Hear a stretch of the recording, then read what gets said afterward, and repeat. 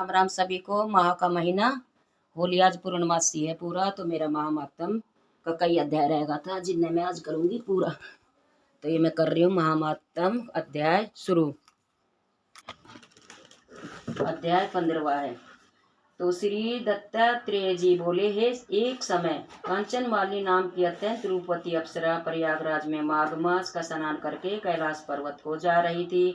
मार्ग में एक गुफा में बैठे हुए विशाल काय और भयानक राक्षस ने अप्सरा से कहा, हे सुंदरी, तुम कौन हो, कहाँ से आ रही हो, तुम्हारे वस्त्र गीले क्यों हैं और आकाश मार्ग से तुम कहाँ जा रही हो। तुम्हारे गीले वस्त्रों से जल की एक बूंद मेरे सिर पर गिर पड़ी है और इससे ही मुझे कठोर हिंसक पर पापात्मा का मन दया से आर्द्र हो उठा है। इस जल की एक बूंद के प्रभाव का मैं वर्णन नहीं कर सकता, अतः तुम कि अपनी इस प्रभाव शक्ति को स्पष्ट करो। उस राक्षस के प्रश्नों को सुनकर अप्सरा कांचन मालिनी ने कहा, हे राक्षस, मैं स्वर्ग की अप्सरा कांचन मालिनी हूँ। इस समय मैं प्रयागराज में स्नान करके कैलाश पर्वत पर जा रही हूँ। मैं पार्वती जी की सखी हूँ। त्रिवेणी जल के प्रभाव से तुम्हारा हिंसक और पापी मन बदला है। अब तुम त्रिवेणी जल के प्रभाव को भक्ति भाव सहित सुनो। हे राक्षस, पूर्व जन्म में मैं कालगनी धीपति की वैश्या थी। मैं अनिंद्य सौंदर्य और लावण्य से संपन्न थी। मैंने समस्त सुखों का भोग करते हुए अपने रूप के जादू से समस्त नगरवासियों को सम्मोहित कर रखा था। अनेकों प्रतिष्ठित तथा संपन्न व्यक्ति अपना सर्वस्व खोकर मेरे द्वारा निर्धन हो चुके हैं। सदैव ही मैं धर्म विमुख बनी रही। एक दिन मैंने सोचा कि सदैव पाप में लिप्त रहने के कारण मुझे तो नारकीय यातना भोगनी होगी और मुझे कभी भी आत्मिक सुख नहीं प्राप्त हो सकेगा। इस प्रकार विचार करते हुए भयभीत होकर मैं मूर्छित हो गई तथा भूमि पर गिर पड़ी। जब मुझे पुण्य चेतना प्राप्त हुई तो देवज्ञ और ज्ञानी राज पुरोहित के समीप गई और हाथ जोड़कर उनसे निवेदन किया कि हे वेद शास्त्र मर्मज्ञ ज्ञानी और धर्मात्मा राज पुरोहित जी, मैं सदैवी पापचार में लिप्त रही हूँ। कृपया मेरे उद्धार का मार्ग बतलाइए। मेरी विनय सुनकर राज पुरोहित कृपालु होकर बोले, हे सुमुखी, तेरे समस्त पापों से मैं अवगत हूँ। यद्यपि तेरे उद्धार की तथा मुक्ति की मुझे संभावना ही नहीं दिखाई देती है, तथापि तुम्हारे पश्चाताप को देखकर मैं एक युक्ति बताता हूँ। तुम प्रयागराज जाकर शीघ्रता से त्रिवेणी जल में स्नान करो, इससे तुम्हारा उद्धार होगा। इसके अतिरिक्त कोई साधन नहीं है, परंतु प्रयाग अथवा किसी भी तीर्थ स्थान में जाकर किसी प्रकार के पाप का विचार भी मन में न लाना। तीर्थों में जहाँ अक्षय फल मिलता है, वहीं थोड़ा सा पाप भी भीषण नरकदायक बन जाता है। इति श्रीपद में पुराने माघ माह में 15वां अध्याय समाप्तम। अब 16वां अध्याय शुरू होता है। प्रयागराज के संगम स्नान की महिमा बतलाते हुए राज पुरोहित ने मुझसे कहा, हे सुंदरी, प्राचीन काल में एक बार महर्षि गौतम की पत्नी अहिल्या को देखकर देवराज इंद्र काम के वशीभूत हो गए। तब उन्होंने ऋषि गौतम का रूप धारण करके ऋषि पत्नी के साथ दुराचार किया। इंद्र का छल ज्ञात होते हुए ऋषि पत्नी ने उन्हें शाप दे दिया। शाप से इंद्र का शरीर सहस्त्र योनियों में आच्छादित हो गया। अपनी दुर्गति देखकर इंद्र स्वयं एक स्थान पर छिप गए। स्वर्ग में इंद्र को न पाकर देवताओं ने बृहस्पति जी से पूछा, हे गुरुदेव, इंद्र का कोई पता नहीं है, कोई नहीं जानता कि वे कहाँ चले गए। बृहस्पति जी ने ज्ञान दृष्टि से देखने के बाद देवताओं से कहा, इंद्र ने बिना विचारे जो पाप किया, इस समय वे उसी का फल भोग रहे हैं। मुझे ज्ञात है कि इस समय वे कहाँ हैं। नीति और धर्म का त्याग करने वाले इंद्र की तरह भयानक दुख भोगते हैं। इसके बाद बृहस्पति जी इंद्र के पास पहुंचे तो इंद्र ने उनके चरण स्पर्श कर कहा, हे गुरुदेव, मेरी रक्षा करो तथा मेरे पाप का प्रायश्चित तथा इस कुरूपता के निवारण का कोई उपाय बतलाइए।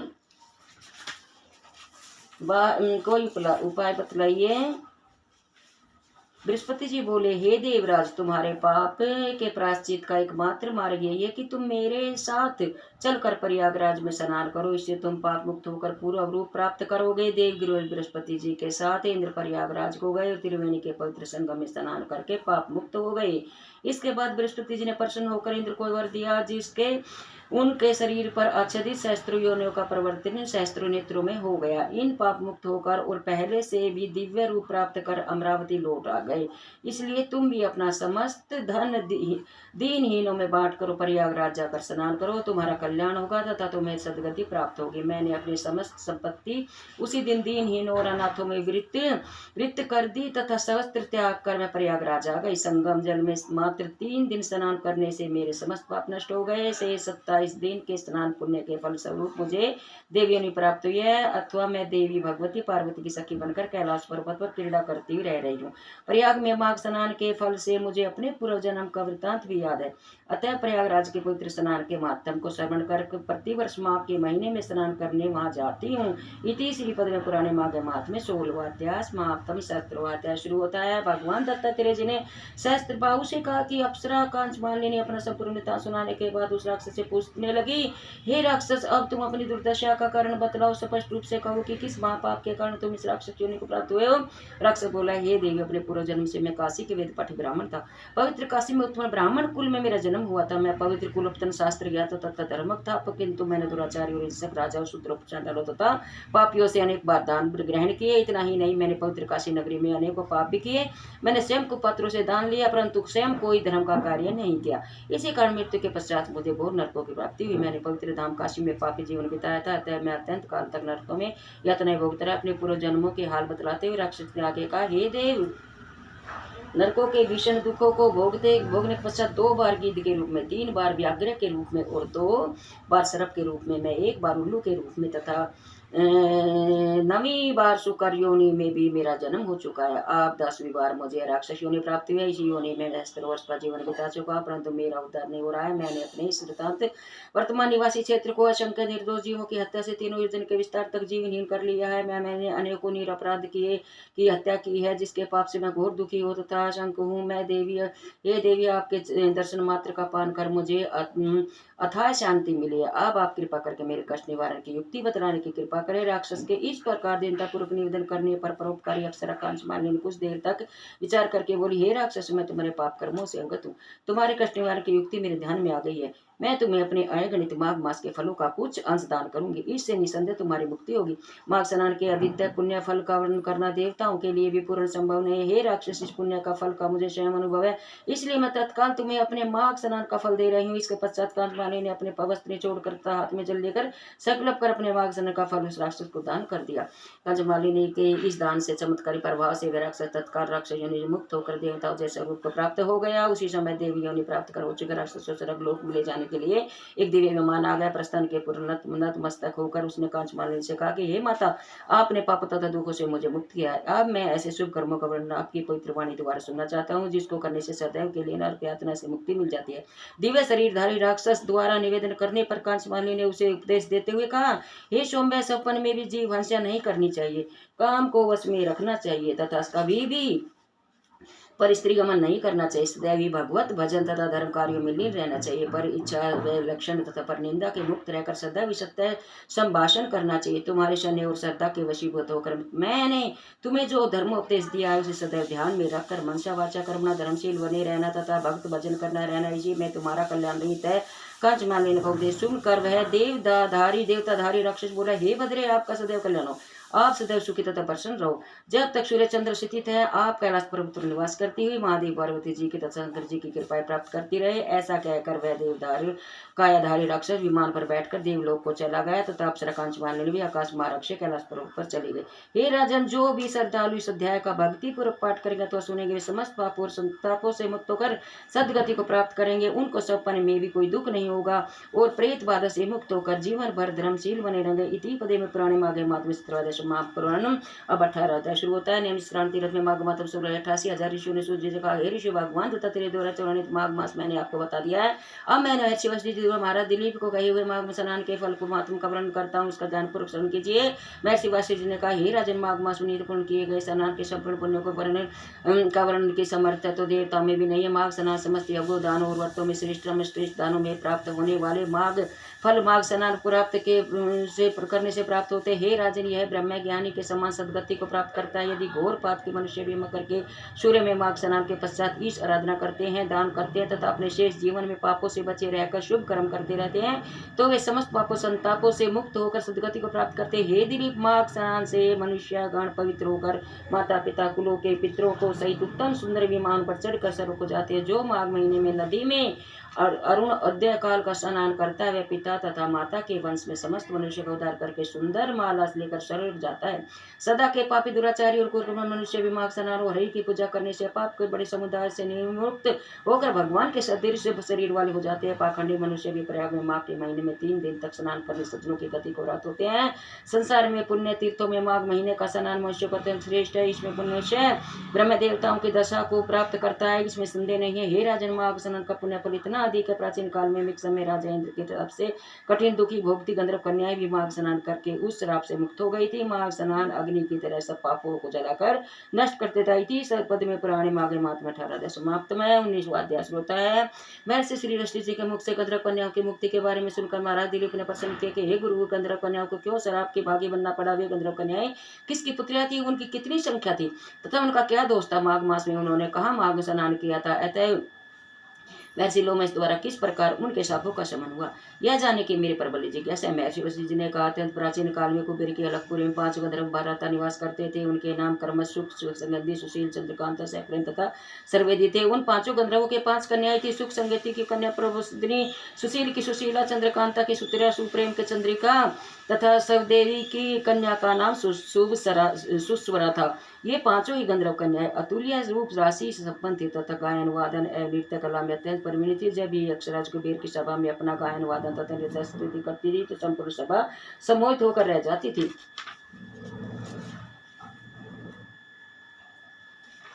एक बार वैशाल मास के तीर्थ में 5 गंधर्व कन्याएं गौरी पूजन के लिए सुंदर वस्त्र आभूषण से सज्जित होकर अपने वाद्य यंत्रों तथा वीणाओं को लेकर वन में गई। वन में एक सरोवर के समीप पहुंचकर उन्होंने गौरी पूजन हेतु कमल पुष्प तोड़ना प्रारंभ कर दिया। इसके साथ ही उन्होंने उस सरोवर के स्नान किया। वस्त्र परिवर्तित रोली शरण में बालूका से देवी पार्वती की प्रतिमा निर्मित की और रोली चंद्र कुमकुम अक्षत कमल तथा परिजात पुष्पोत धूप दीप नैवेद्य आदि से देवी का पूजन किया। गौरी पूजन के पश्चात उन्हें प्रतिमा के सम्मुख गायन वादन करते हुए नृत्य करना प्रारंभ कर दिया। गंधर्व कन्याओं का गायन वादन नृत्य के संचालन का दम अत्यंत मनोहर था। जिस समय वे गंधर्व कन्या देवी पार्वती को प्रसन्न करने हेतु नृत्य और गायन कर रही थी, उसी समय वहां स्नान करने के लिए महर्षि वेद दैनिधि के पुत्र आग्नेय आए। आग्नेय अत्यंत रूपवान थे। उनका सौंदर्य कामदेव को भी लज्जित करने वाला था। सौंदर्य के पास साक्षात अवतार आग्नेय ने मृगचरम उत्तम यज्ञोपवीत तथा कटी में मेखला धारण कर रखी थी। जब गंधर्व कन्या ने सौंदर्य साक्षात अवतार ऋषि कुमार को देखा तो 5 उसके रूप पर प्रभाव मंडल से सम्मोहित होकर उन पर अक्षत हो गई तथा विचार करने लगे कि यह अतुल्य सौंदर्यवान युग कौन है। उन्होंने तथा गायन त्याग कर उन्हें टकटकी बांधकर निर्मेश नेत्र से देखना प्रारंभ कर दिया। सभी गंधर्व कन्या सम्मोहित हो और काम पीड़ित होकर विचार करने लगी कि कहीं यह रूपवान पुरुष कामदेव तो नहीं है। गंधर्व कन्याओं के हृदय दूषित हो चुके थे। उन्होंने सोचा चाहे कोई भी क्यों न हो, पर ईश्वर ने यहाँ इसे हमारे निर्मित ही भेजा है। जिस प्रकार सौभाग्यशालियों को अपने पूर्व सत्तमनों के परोस से कोष की प्राप्ति होती है, उसी प्रकार देव भगवती पार्वती ने इसे प्रसन्न होकर हमारे लिए ही भेजा। यह हमारा वर है। वे आपस में कहने लगी कि मैंने वरा है। आपस में इस प्रकार चर्चा करते हुए गंधर्व कन्या भ्रमित होकर आनंद मगन होकर नृत्य करने लगी। ऋषि कुमार अग्नि ने गंधर्व कन्याओं को अपने विषय में इस प्रकार की चर्चा करते देखो तो माध्य क्रिया से निवृत्त होकर विचारने लगा कि यह तो बड़ा अनर्थ हो गया। क्या ये सुंदरियां मुझे भी विचलित करके सम्मोहित कर लेगी? तब मैं किस प्रकार अपने धर्म और शील की रक्षा कर सकूंगा? अतः मुझे यहाँ से चलना चाहिए। ऐसा विचार मन में कर ऋषि कुमार अग्नि गंधर्व कन्याओं के अपने समीप पहुंचने से पूर्व अपने योग बल से दृष्टि हो गया। योग शक्तियों के दृश्य ऋषि कुमार को अपना सामने न पाकर सुंदर प्यास से व्याकुल मृगों के समान दुखी हो उल्लेदित हो गए। उन 5 गंधर्व कन्याओं ने व्याकुल होकर ऋषि कुमार अग्नि को बहुत ढूंढा पर वह नहीं मिला। इस प्रकार ऋषि कुमार अग्नि के वियोग से दुखी और व्याकुल होकर वे गंधर्व कुमारी अचेत हो गई। कुछ समय बाद मूर्छा से मुक्त होते हुए बनी कोई सरप की तरह व्याकुल तथा विकसित होकर अपने घर पहुंची। यहाँ वे सीधे शयनागार में पहुंचकर अपने अपने बिस्तरों पर मूर्छित होकर गिर पड़ी। न तो उन्होंने भोजन किया और न किसी से कोई बात की थी। पुराने माघे मातृ पुराण में विश्वाध्याय शुरू होता है। गंधर्व कन्याओं की व्यथा को आगे का कथा सुनाते महर्षि वशिष्ठ जी ने कहा कि राजा अपने बिस्तरों पर अर्धचेतन और उदासा गंधर्व कन्याओं को देखकर उनकी माता व्याकुल होकर उनके समीप आई। अपने पुत्रियों के साथ देखकर गंधर्व पत्नियों ने उन्हें गुलाब जल के छींटे देकर चैतन्य करने का प्रयास किया। अपनी पुत्रियों को मूर्छा से मुक्त करके पश्चात गंधर्व पत्नियों ने गंभीर होकर उनसे पूछा, तुम्हारी ऐसी दशा कैसी तथा आज तुम सबने गौरी पूजन में इतना विलंब क्यों किया? अपनी माताओं की प्रश्न सुन गंधर्व कन्या बोली कि माता, आज हम जल में विहार करने के लिए सरोवर पर गई थी। जब हमें वहां पर गौरी पूजन कर रही थी तो उसी समय को किन्नर बालिका वहां आ गई थी। हमें सरोवर पर सामूहिक नृत्य और गायन के मगन हो जाने के कारण समय का ध्यान ही नहीं रहा। इस कारण हमारे रोकने का विलंब हुआ। आज हम नृत्य गायन तथा संगीत में सामान्य अधिक परिश्रम किया। यही कारण है हम थकी हुई होने के कारण कंपाम्यान होकर बिस्तरों पर गिर पड़ी तथा मूर्छित हो गई हैं। आगे असत्य बोलते हुए उन गंधर्व कन्याओं ने कहा कि माता, अत्यंत थकी हुई कारण इस समय हमें जबर सा हो रहा है तथा वार्तालाप करने में भी कष्ट हो रहा है। अतः अब आप कृपा कर हमें विश्राम करने से अवसर दे। इस प्रकार वह रात्रि गंधर्व कन्या ने अंधेरा तरह व्याकुलता से व्यतीत कर दी। हे राजन, प्रातःकाल जब भगवान भास्कर ने पूर्व दिशा में लालिमा बिखेर कर अपनी मुखाकृति प्रकट की तो उस गंधर्व कन्याओं ने वस्त्राभूषण और परिधान कर अपनी माताओं से गुरु पूजन का बहाना बनाकर वन के लिए प्रस्थान किया। हे राजन, सरोवर के तट पर पहुंचकर उन पांचों गंधर्व कुमारियों ने कल की तरह धूप दीप चंदन तथा पुष्प भक्ति पर्वत की पूजा और नृत्य करन करती हुई बैठ गई। इसी समय वंश ऋषि कुमार अग्नि भी सरोवर के तट पर पहुंचे। अग्नि को वहां आया देखकर गंधर्व कुमार हर्ष विभोर होकर प्रफुल्लित हो उठे। उनके नेत्रों में हर्षोमंत उठे। उन पांचों ऋषि कुमार को चारों ओर से घेर कर उपलाम देते हुए कहा, कल तुम कहाँ अदृश्य हो गए थे, किंतु तुम्हारा आज निकलना असंभव है। आज हमने तुम्हें चारों से घेर लिया। हमारा प्रण है कि आज हम तुम्हें पति के रूप में वर्ण करेंगे अथवा मृत्यु ग्रहण कर लेंगे। इस पर अपने अभाव को वचनों से वे पांचों ही गंधर्व कुमार ऋषि कुमार अग्नि को अपने वश में करने की चेष्टा करती रही। उन गंधर्व कुमारी ने घिरा हुआ ऋषि कुमार अग्नि गंभीर स्वर से बोला, हे गंधर्व कुमारियों, तुम अपनी रुचि तथा ज्ञान के अनुसार उत्तम शुभ अनुकूल तथा रुचिकर वचन कह रही हो, किंतु मुझे क्षमा करो।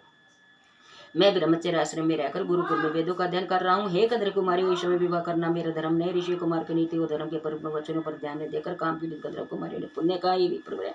विद्वानों का कथन है कि धर्म से अर्थ से काम तथा काम से धर्म रूपी फल की प्राप्ति होती है। धर्म की अधिकता के कारण ही इस समय काम तुम्हारे सम्मुख उपस्थित है। अतः इस समय काम का विविध भोगों सहित उपभोग करना तुम्हारा धर्म है। ऐसा करके तुम यह पृथ्वी सड़क का सम्मान और अपना जीवन तक प्रतीत करोगे।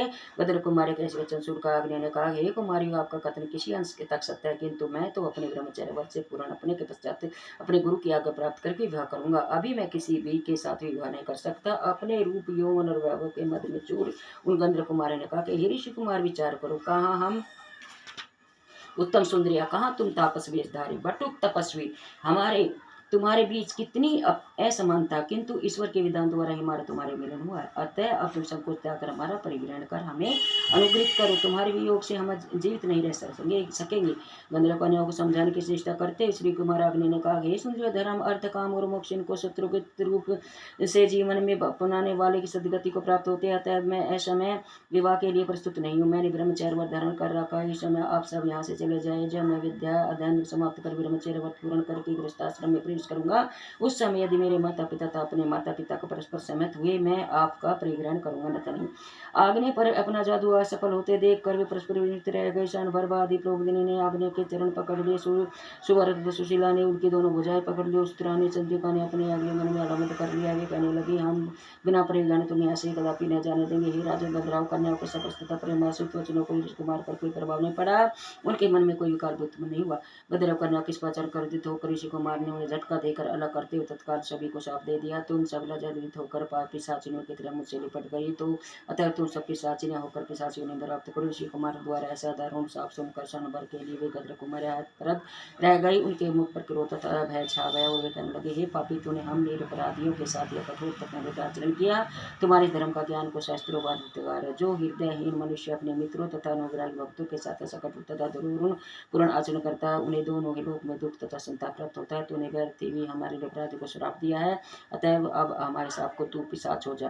परस्पर साप देने के कारण वे गंधर्व कुमार तथा ऋषि कुमार तत्काल के साथ पिशाचिनी हो गए। तब वे शुद्धा तथा दृश्य से प्रेरित होकर बुरी तरह रोने बिखरने लगे, किंतु उस निर्जल वन में उनकी करुण पुकार सुनने वाला कोई नहीं था। वहां पहुंचते हुए उनके माता पिता आए, परंतु पिशाच रूप में पहचान न सके। उन्होंने इस प्रकार पिशाचियों ने भुगते भुगते बहुत समय व्यतीत हो गया। बस एक दिन पौष मास की चतुर्थी को महर्षि लोग में स्नान करने के लिए उस सरोवर के तट पर आए। शुद्धा से पीड़ित पिशाचियों ने जल महर्षि में इसका वहां देखा तो उन्होंने वध करने की इच्छा से वे उनकी ओर झपटे, परंतु महर्षि के प्रखर तेज के सम्मुख वे ठहर नहीं सके। अतः वे उनसे कुछ दूर ठहर कर खड़े हो गए। इसी समय वहां अग्नि के पिता वेद ब्राह्मण भी आगे। वे धनी महर्षि लोग में चरण स्पर्श करके कर्म बंद निवेदन किया, प्रभु, बड़े ही पुण्य प्रताप से संत समागम प्राप्त हुआ है। मेरे धन्य भाग्य जो आपके दर्शन प्राप्त हो कृतार्थ हुआ। तत्पश्चात वेद निधि ने अपना सुहद वृत्तांत बताते हुए महर्षि लोमेश से कहा, महर्षि, ये पिशाची ने गंधर्व कन्या है तथा यह पिशाच मेरा पुत्र अग्नि है। यह ऐसा परस्पर एक दूसरे को साथ देने के कारण पिशाच योजना प्राप्त हुए। हे ऋषिवर, अब आप कृपा करके आप अपने तपोबल से इनका उद्धार कीजिए। वे विधि के करुणा रूप निवेदन को सुनकर महर्षि लोमेश का सत्य दयाद्र हो उठा। उन्हें पुत्र के दुख से दुखी वेद निधि का स्तावना देते हुए कहा कि हे प्रियवर, अब मैं आपसे सम्मुख उस पाप से नासी दिव्य धर्म का वर्णन करूंगा जिसके द्वारा इनका परस्पर श्राप नष्ट हो जाएगा। इति पद में पुराणे मागय माध्यम विश्वदय संपूर्णम। बोल विष्णु भगवान की जय। माघ महात्म की जय। श्रीमल नारायण नारायण नारायण, विष्णु नारायण नारायण नारायण, बोलो नारायण नारायण नारायण बद्री नारायण नारायण नारायण लक्ष्मी नारायण नारायण नारायण जय श्री राम जय श्री राम नारायण नारायण नारायण नारायण नारायण नारायण ओम नमो भगवते वासुदेवाय।